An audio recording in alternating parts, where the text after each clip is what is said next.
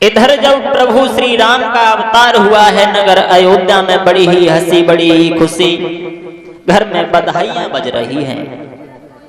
और जब घर में बधाइयां बज रही थी तो इधर देवताओं ने सुना है कि प्रभु का अवतार हो गया, तो देवियां भी भागी। और जब देवियों को आगे बढ़ते हुए देखा है भोले बाबा ने, तो भोले बाबा ने विचार किया, पार्वती ओए तुम कहां जा रही हो? जवाब दिया, तुम्हें नहीं मालूम भगवान का अवतार हो गया, मैं वहां जा रही हूं। भोले बाबा बोले, तुम अकेली अकेली जा रही हो, मैं भी चलूंगा।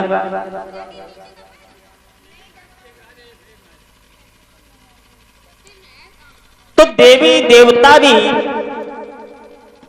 भगवान के अवतार के स्वरूप को देखने के लिए चले हैं।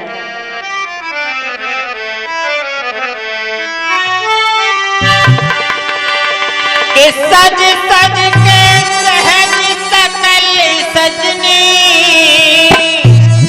और आप पहुंची मंगल साज लिए। इंद्राणी उमा बहादाई देवियों सहित प्रिय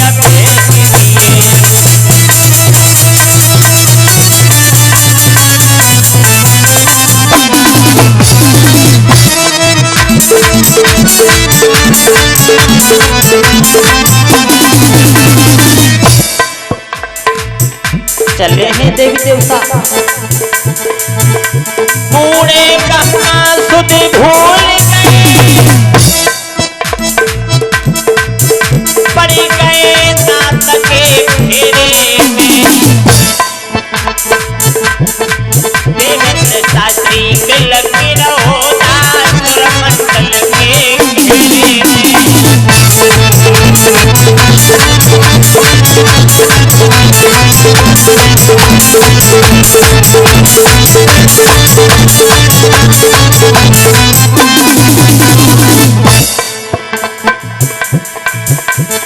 अब तो धीरे धीरे देवी देवता आगे जा रहे हैं। अब तो धीरे धीरे देवी देवता आगे जा रहे हैं।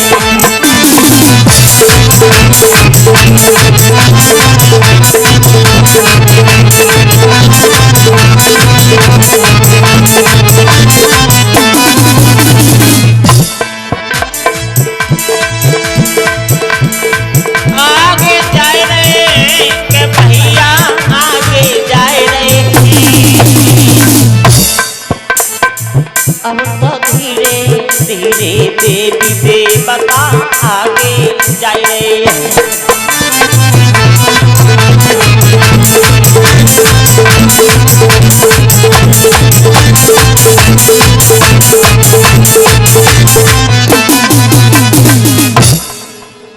देवी देवता चले हैं प्रभु के स्वरूप को देखने के लिए,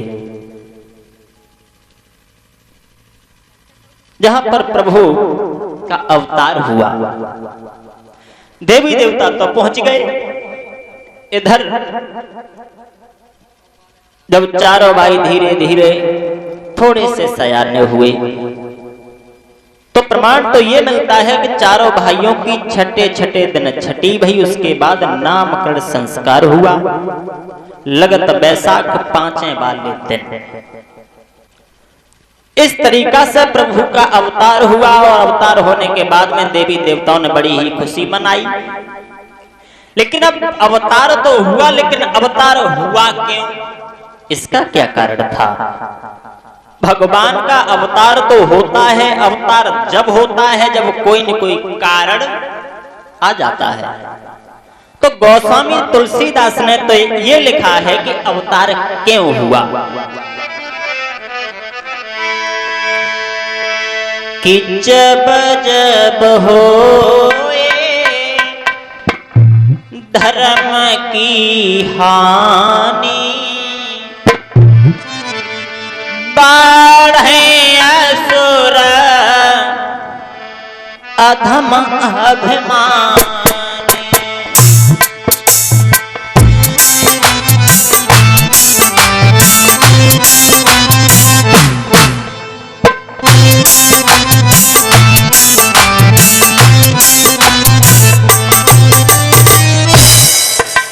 जब पृथ्वी पे अत्याचार होता है, दीन दुखियों का तिरस्कार होता है, तब तब भगवान का अवतार होता है।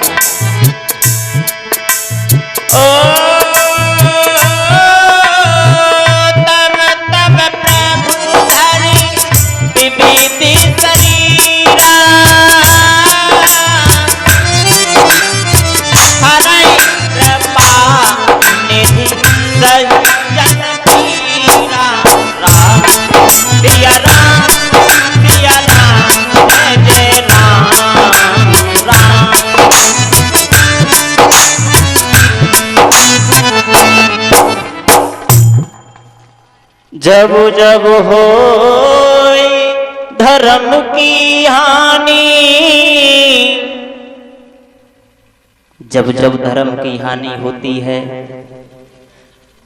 तब तब भगवान का अवतार होता है, तब तब प्रभु शरीर को धारण करके आते हैं। लेकिन दूसरा कवि ये कहता है भगवान का अवतार इसलिए नहीं हुआ, भगवान का अवतार तो इसलिए हुआ था जब मेघनाथ रावण कुंभकर्ण जैसे घोर अत्याचार करने लगे तो इनका संहार करने के लिए प्रभु का अवतार हुआ। तीसरा विद्वान कहने लगा इसलिए थोड़े ही नहीं हुआ, भगवान का अवतार इसलिए हुआ कि स्वाभिमन और शत्रुपा ने सत्ययुग में घनघोर तपस्या की, और जब घनघोर तपस्या की है तो भगवान प्रसन्न होकर के पास में पहुंचे, जवाब दिया भक्त हम तुम्हारी भक्ति से बहुत प्रसन्न है, तुम हमसे वरदान मांगो। तो स्वाभिमन शत्रुपा ने कहा था प्रभु हमें वरदान देना चाहते हो तो हमारे घर में कोई पुत्र नहीं है, मुझे आपके ही जैसा एक पुत्र चाहिए। तब भगवान ने कहा था अभी तो नहीं मिल सकता तुम्हें, युग त्रेता में तुम दोनों दशरथ और कौशल्या बनोगे, तब मैं तुम्हारा पुत्र राम बन के आऊंगा। इसलिए प्रभु का अवतार हुआ। लेकिन चौथा कवि बोला इसलिए थोड़े नहीं हुआ। चौथा कवि कहता है भगवान का अवतार तो इसलिए हुआ, एक दिन देवर्षि नारद ने श्राप दे दिया। क्यों दे दिया, क्या कारण था इसका? तो भगवान शंकर गिरिजा को समझाते हैं, गिरिजा कि देवर्षि नारद ने श्राप दिया। एक बार देवर्षि नारद दक्ष प्रजापति से मुक्ति पाने के बाद हिमालय पर्वत पर ठहरे गए। इन्होंने घनघोर तप किया, इतनी घनघोर तपस्या की जो इंद्र घबराने लगा। इंद्र ने विचार किया है अगर नारद अपनी तपस्या में सफल हो गए तो हमारा इंद्रासन चला जाएगा। इंद्र इस बात से बहुत घबराता था, कहीं अगर मेरा इंद्रासन चला गया तो फिर मैं क्या करूंगा। ये बात सुनने के बाद में गिरिजा बोली है प्रभु हमें तुम कथा सुना रहे हो या पागल बना रहे हो? अरे कहाँ नारद और कहाँ भगवान? अरे नारद तो भगवान के बहुत बड़े भक्त हैं, लेकिन उन्होंने श्राप क्यों दे दिया? भगवान शंकर बोले गिरिजा बात पूरी सुनो, बीच में विवाद नहीं करो। भगवान शंकर बोले हैं गिरिजा जब घनघोर तपस्या की है तो इंद्र घबराने लगा। इंद्र ने अप्सराओं को बुलाया, अप्सराओं से कहा जाओ नारद की समाधि को डिगा के आओ, क्योंकि अगर वो कहीं तपस्या में सफल हो गई तो हमारा इंद्रासन चला जाएगा। कामदेव को पास में बुला लिया और कहा जाकर के देवर्षि नारद की समाधि को डिगा करके आओ। तो आदेश पाने के बाद चले हैं कि चली सुहावने त्रिवेदी बयारी, काम कृसानो बड़ा बनहारी।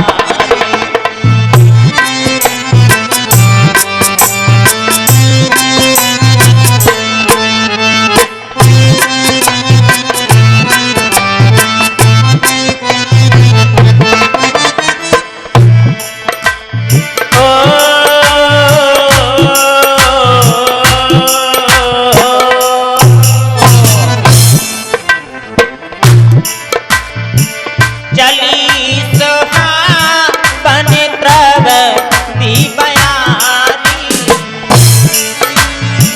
काम प्रसान बड़ा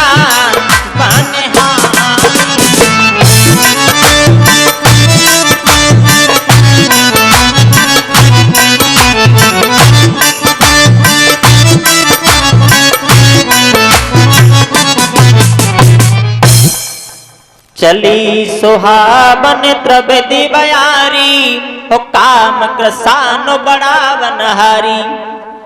कामदेव अप्सराओं को लेकर के चला है जहां पर देव ऋषि नारद अपनी समाधि में लीन है। कामदेव ने चोटी से एड़ी तक की ताकत लगाई, लेकिन देव ऋषि नारद के ऊपर कोई प्रभाव नहीं पड़ा। और जब कोई प्रभाव नहीं पड़ा तो कामदेव ने दोनों हाथ जोड़े, जवाब दिया, नारद मुझे क्षमा करना, मैं तो दूसरे के कहने से आया था, इसमें मेरा कोई दोष नहीं था, आप नाराज होकर के हमें श्राप नहीं दे देना। नारद ने धीरे से आंखें खोली, जवाब दिया, कामदेव कोई बात नहीं, तुम्हारा कोई दोष नहीं है, तुम दूसरे के कहने से आए हो तो तुम जाओ।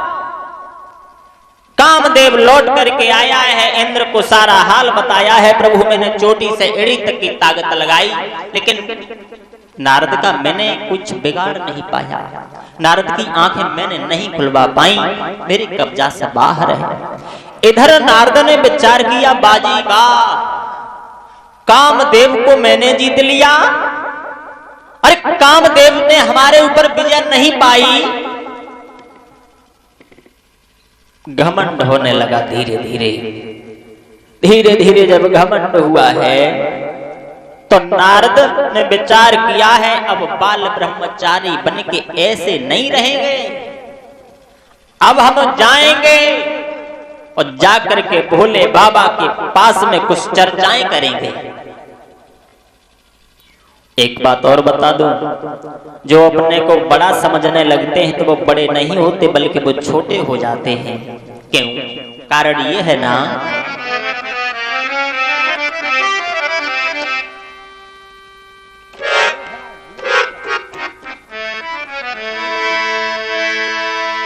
कि अपने को जो बड़ा समझते वो बड़े न माने जाते,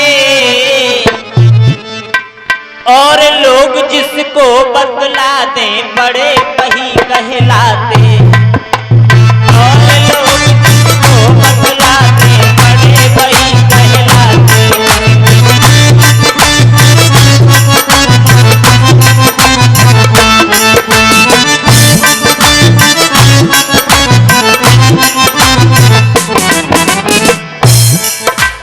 बड़ा नहीं होता है मानव धन के बढ़ जाने से, बड़ा नहीं होता है मानव सुंदर पैसाने से, बड़ा नहीं होता है मानव।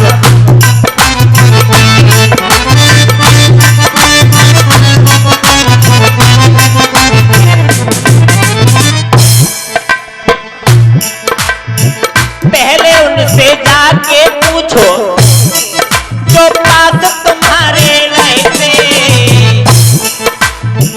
उसके बाद में पास पड़ोसी बाहर क्या क्या कहते, उसके बाद में पास पड़ोसी बाहर क्या क्या कहते।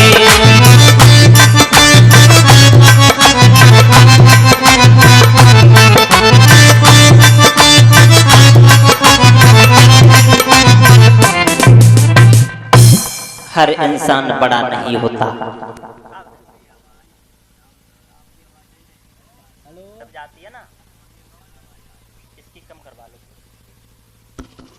प्यारे भक्तों, इंसान अपने बड़ाई करने से बड़ा नहीं होता, बल्कि समाज के लोग कहने लगे कि ये इंसान बड़ा है तो बड़ा कहने के योग्य है।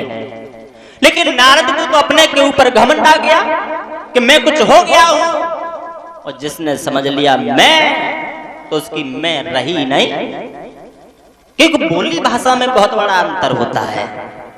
देव ऋषि नारद ने हाथ में बीड़ा उठाया, चल दिए। जहां पर भगवान शंकर बैठे हुए थे।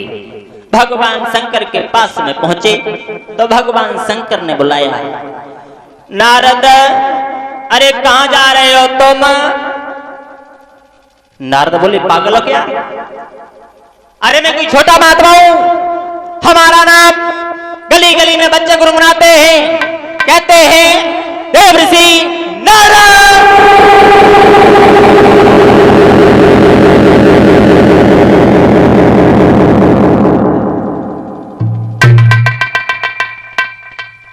देवर्षि नारद कहने लगे, भोले बाबा, मैंने कोई छोटा काम नहीं किया, मैंने चोरी नहीं की, डकैती नहीं डाली, मैंने कामदेव के ऊपर विजय पाई है। सम्मान से बोलना सीख लो, हमसे कहो नारद जी। भोले बाबा बोले, नारद जी, हाँ ऐसे ही बोला करो, मैं कोई छोटा महात्मा नहीं हूं। भोले बाबा कहने लगे, नारद जी, जो हमसे कह रहे हो ये बात कहीं नारायण भगवान से मत कह देना। अगर नारायण भगवान से अगर तुमने ऐसे शब्द कह दिए तो बड़ा ही अनर्थ हो जाएगा। नारद बोले, लो, क्यों नहीं कहेंगे? बिल्कुल कहेंगे। तुमसे आने में लेट हो गए, लेकिन मैं जा रहा हूं नारायण भगवान से तुमसे जल्दी और कहूंगा, मैंने कोई चोरी नहीं की, डकैती नहीं डाली, मैंने कामदेव के ऊपर विजय पाई है। जल्दी नारद। और जैसे ही नारद आगे चले हैं जहां पर भगवान का दरबार लगा हुआ है, वहां पर पहुंच गए। हर से मिले उठे रमान के तार, जहां बैठे आसन ऋषि समेता। जहां पर भगवान का दरबार लगा हुआ है, ऋषियों के सहित भगवान नारायण बैठे हुए हैं, उसी जगह पे पहुंच गए। शिव जी ने मना किया, लेकिन नारद नहीं माने। और जो नारायण भगवान ने देखा, जवाब दिया, नारद कहां जा रहे हो? नारद बोले, प्रभु मैं कोई छोटा महात्मा नहीं हूं जो गली गली में भटकता रहूं। अरे मैंने कामदेव के ऊपर विजय पाई है, हमारा नाम गली में बच्चे गुनगुनाते हैं, कहते हैं देवर्षि नारद। और तुम ठीक से बोलो, हमसे नारद नहीं बल्कि हमसे कहो नारद जी। नारायण भगवान बोले, नारद जी, हाँ ऐसे ही बोला करो, सम्मान से बोलना सीखो, मैं कोई छोटा महात्मा नहीं रह गया। भगवान समझ गए इसका मतलब ये है कि नारद को अपने ऊपर घमंड हो गया। नारद को तो वहां से विदा कर दिया, लेकिन भगवान ने एक माया की नगरी बसा दी, छोटा सा नगर बसाया जिसमें एक राजा प्रकट कर दिए। त्रिपुर भय शील निधि राजा, त्रिपुर नाम का नगर बसाया। विश्व मोहिनी सुकुमारी। त्रिपुर नाम का नगर बसाने के बाद में एक राजा को जन्म दिया जिसका नाम पड़ा शील निधि। और के घर में एक लड़की और प्रकट कर दी जिसका नाम था विश्व मोहिनी। समय के अनुसार वो विश्व मोहिनी थोड़ी सी सयानी हुई। सयानी जब हुई है तो विश्व मोहिनी का स्वयंवर रचाया गया। और जब स्वयंवर रचाया गया, स्वयंवर से ठीक 3 दिन पहले देवर्षि नारद त्रिपुर नगर में पहुंच गए। शील निधि ने पास में बुला लिया, देवर्षि नारद कहां जा रहे हो? मेरे घर में मेरी लड़की का स्वयंवर है, क्या मेरी बेटी की दिन दिशा बता दोगे? नारद बोले, लो, मैंने कामदेव के ऊपर विजय पा ली है, तो क्या तुम्हारी बेटी की दिन दिशा नहीं बता पाऊंगा? कहां है तुम्हारी लड़की? बुलाओ, अभी बुलाओ, देखता हूं तुम्हारी बेटी की दिन दिशा। शील निधि ने अपनी बेटी को बुलाया। विश्व मोहिनी की कलाई अपने हाथ में पकड़ी। जैसे ही हस्तरेखा देखी, हस्तरेखा में लिखा हुआ था कि इस लड़की के साथ में जिसकी शादी होगी वो अमर हो जाएगा। अमर जो इतने समय पर देखा तो नारद समझ गए, अब बाल ब्रह्मचारी बन के नहीं जिएंगे, अब तो शादी करेंगे, और शादी करेंगे तो सिर्फ इसी लड़की के साथ में शादी करूंगा, अन्यथा जीवन भर कुंवाराई घूमता रहूंगा। देवर्षि नारद को कुछ समझ में नहीं आया, तो देवर्षि नारद जो थे कि छोड़ कर हाथ बेटी का नारद चले, और दिल में बातें छुपी की छुपी रही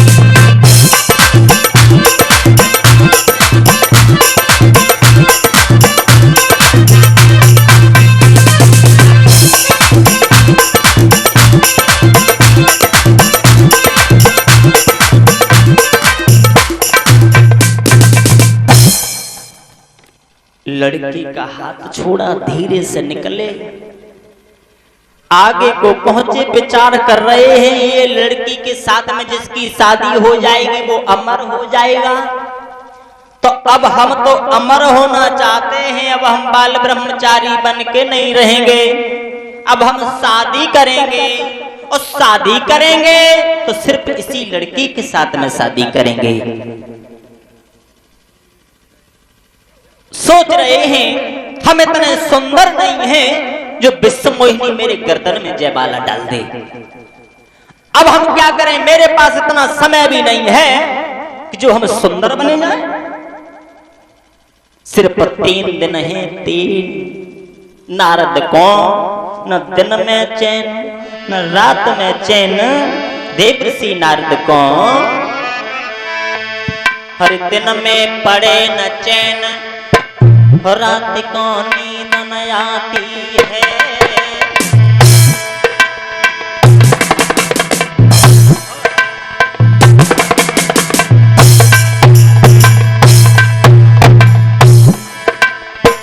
देखे नजर उठाए ध्यान में लड़की आती है, घड़ी वो किस दिन आवेगी, विश्व मोहिनी दुल्हन बिन मेरे घर में आवेगी, हराम खाना पीना अब है, दिन में पड़े न चैन रात को नींद न आती है। दोस्त नारद का भी नहीं था, क्योंकि जिसको जिससे हित हो जाता है, प्रेम बुरी जंजीर वीर तुम झूठ मती मानो, जब नाए जाते कचुके जरूरी बीमारी जाए जान, हराम खाना पीना होवे,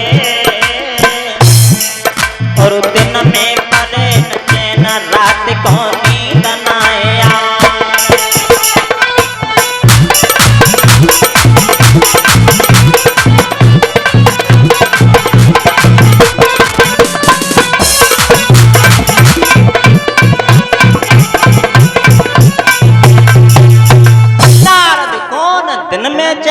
रात में चैन है, सब कुछ भूलने लगे। देव ऋषि नारद ने विचार किया अब हमारे पास समय नहीं है, तो देव ऋषि नारद ने विचार किया अब जाएंगे और भगवान से ही सुंदर सा रूप लेकर के आएंगे। सोच रहे हैं क्या करूं कि अब कोई नहीं सहायक है। ऋषि नारद ने जब जान लिया तो लाचारी और मजबूरी में श्री नारायण का ध्यान किया। भगवान को याद किया, भगवान पास में आए, जवाब दिया कहिए नारद कैसा याद किया। नारद बोले प्रभु हमें दुनिया की कोई चीज नहीं चाहिए, धन नहीं चाहिए, कोई दौलत नहीं चाहिए, एक चीज दे दो। भगवान बोले क्या चाहते हो। नारद बोले प्रभु हमें हरि का रूप दे दो। भगवान समझ गए इसका मतलब ये है कि नारद बाल ब्रह्मचारी बन के नहीं जीना चाहते। लेकिन नारद ने ये ध्यान नहीं किया कि मैं कह क्या रहा हूं। हरि कहते हैं बंदर को और हरि कहते हैं भगवान को, तो भगवान ने सारा शरीर तो बड़ा सुंदर कर दिया लेकिन चेहरा बंदर का लगा दिया। अब तो नारद अपने शरीर को देखते हैं तो बड़े प्रसन्न होते हैं। जाऊंगा दरबार में जाकर के बैठ जाऊंगा, विश्व मोहिनी आएगी, अगर एक बार भी देख लिया तो हमारी गर्दन में ही जयमाला डाल देगी, क्योंकि मैं इतना सुंदर हूं। चले तीपुर नगर में पहुंचे हैं जहां पर शीलेंद्र महाराज के घर में दरबार लगा हुआ है, विश्व मोहिनी का स्वयंवर है। नारद जब दरबार में पहुंचे तो क्या देखा, दूर दूर से राजा व महाराजा आए हुए हैं, बैठे हैं। नारद ने विचार किया राजा एक नहीं अनेक हैं, अगर धोखे से कहीं बैठ गए विश्व मोहिनी ने न देख पाया तो जयमाला किसी और की गर्दन में पड़ जाएगी और बाल ब्रह्मचारी देव ऋषि नारद कुंवारे ही रह जाएंगे। तो नारद बैठे नहीं, घूम रहे हैं विश्व मोहिनी के स्वयंवर में, जाते हैं फिर लौट करके आते हैं। लेकिन इधर विश्व मोहिनी जो थी वो हाथ में जयमाला लेकर के निकली। एक बार तो देव ऋषि नारद के ऊपर नजर डाली, दोबारा मुड़ के नहीं देखा, क्योंकि चेहरा बंदर का लगा हुआ था। उसी दरबार में भगवान एक मानव के रूप में बैठे हुए थे। विश्व मोहिनी ने वो जयमाला भगवान के गर्दन में डाल दी, और जो भगवान के गर्दन में जयमाला डाली नारद चीखने लगे, देख लीजिए ये लड़की पागल है, बिल्कुल पागल। भगवान ने रूप दिया, सुंदरता दी, बुद्धि नहीं दी। हमें देखो, हमारी तंदुरुस्ती को देखो, और इसने जयमाला किसी और की गर्दन में डाल दी। इसे रूप की पहचान नहीं है, बिल्कुल पागल है। कहते रहे, जो होना था वो तो हो गया। लेकिन कुछ समय के बाद भगवान अपने रूप में आ गए, और जो भगवान अपने रूप में आए, जो नारद ने देखा, नारद चीख करके बोले तुम कपटी हो कपटी। समुद्र मंथन हुआ, कौस्तिक मणि निकली, लेकर के तुम भाग गए। शंकर जी को जहर दे दिया, पागल बना दिया। लक्ष्मी जी निकली, लेकर तुम चले गए। तुम कपटी हो। जिस लड़की के पीछे हमें दिन रात चैन नहीं आया, खाना पीना अच्छा नहीं लगा, और उस लड़की को लेकर के तुम जा रहे हो।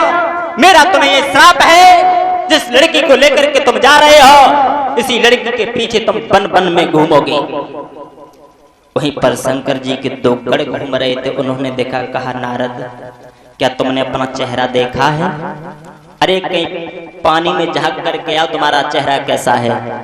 नारद भागे, ठहरे हुए पानी में अपने चेहरा को देखा तो चेहरा बंदर का लगा हुआ था। नारद फिर पहुंच गए, जवाब दिया तुमने हमारे बंदर का चेहरा लगा दिया। जाओ, जब वन वन में घूमोगे तो यही बंदर तुम्हारी रक्षा करेंगे। जब नारद का कुछ समय के बाद में क्रोध शांत हुआ तो नारद भगवान के चरणों में लेटे गए। प्रभु हमें क्षमा कर देना, मेरा श्राप झूठ हो जाए, बिल्कुल झूठ हो जाए। अरे भला हम शादी करेंगे, हम तो बाल ब्रह्मचारी हैं, शादी नहीं करेंगे, प्रभु हमें क्षमा कर देना। भगवान बोले नारद, श्राप कभी वापस नहीं होता, श्राप कभी झूठ नहीं जाता, जो होना था वो हो गया, जाओ। देवर्षि नारद वहां से चले आए। इस तरीका से चौथा कवि ये कहता है कि देवर्षि नारद ने श्राप दिया था, तब भगवान का अवतार हुआ, भगवान का अवतार हुआ है। अवतार होने के बाद में इधर गादी के पुत्र विश्वामित्र ने सुना,